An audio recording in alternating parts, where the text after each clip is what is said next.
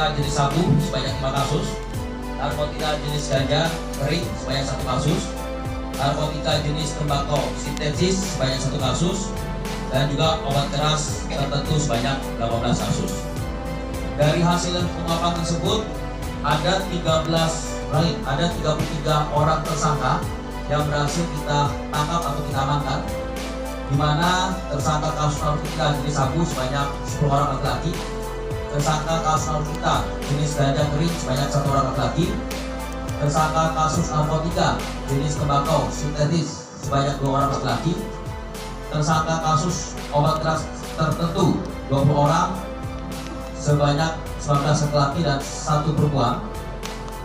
Dan juga ada beberapa barang bukti yang berhasil kita amankan, yaitu narkotika jenis sabu sebanyak 13,26 gram, narkotika jenis ganja kering sebanyak 530 gram, narkotika jenis tembakau sintetis seberat 595 gram, obat keras tertentu dari berbagai macam jenis atau merek ini sebanyak 33.588 butir, psikopotika jenis aprazolam sebanyak 300 butir, dan riklona sebanyak 20 butir, dan juga beberapa barang lainnya yang kita berhasil amankan dari para tersangka, yaitu alat komunikasi yang digunakan oleh para tersangka, timbangan digital, dan juga ada uang tunai sebesar Rp7.967.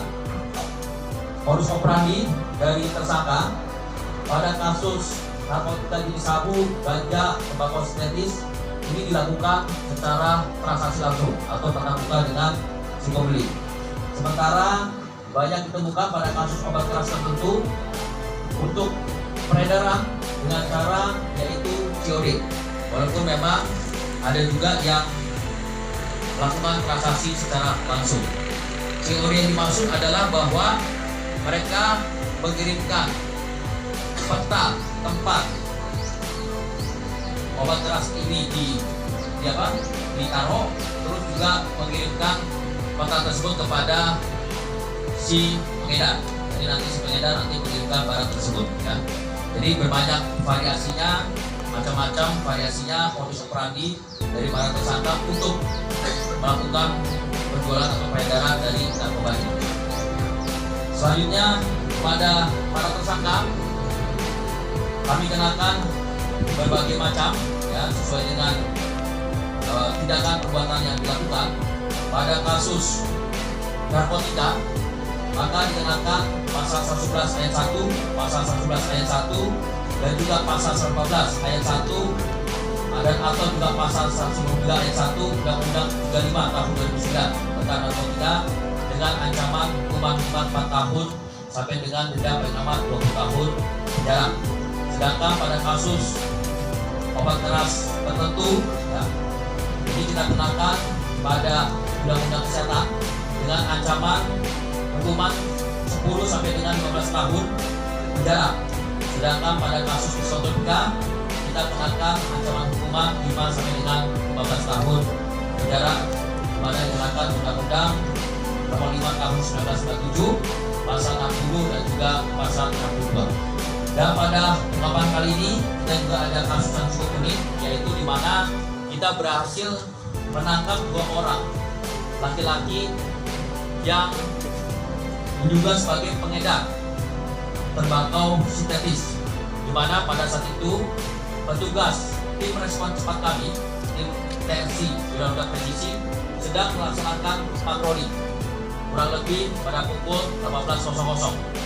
Pada saat itu patroli mereka diarahkan di daerah Waduk Bojosari ya, di wilayah Kabupaten, dan kurir ada 1 orang.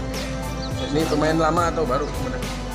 Dari beberapa orang ini ada ada beberapa orang yang memang sudah pernah jadi tersangka pada kasus yang sama di kasus narkoba. Yang perempuan itu berperannya sebagai apa, Dan? Pengedar ya, sebagai pengedar. Sasarannya sendiri itu ke kalangan pelajar? Ya, jadi untuk sasaran ini bervariasi ya. Jadi memang ada juga yang remaja, pelajar, juga di kalangan umum juga ada juga ya. Jadi bermacam-macam variasi dari target mereka ini. Itu pelakunya dari mana semua? Pelakunya variasi juga.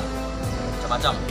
Ya. Oke, siap. Oke, Makasih Oke, Anda. pemerintah merilis pengungkapan kasus penyalahgunaan narkoba yang diungkap pada bulan Juli dan juga bulan Agustus tahun 2023 pada saat pelaksanaan operasi anti dan juga pasca operasi anti.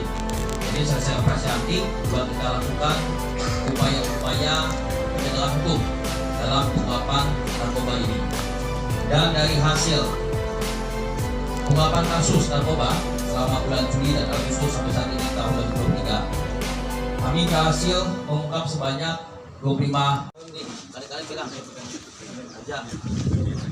Itu hesibar. Yo, mundur yo.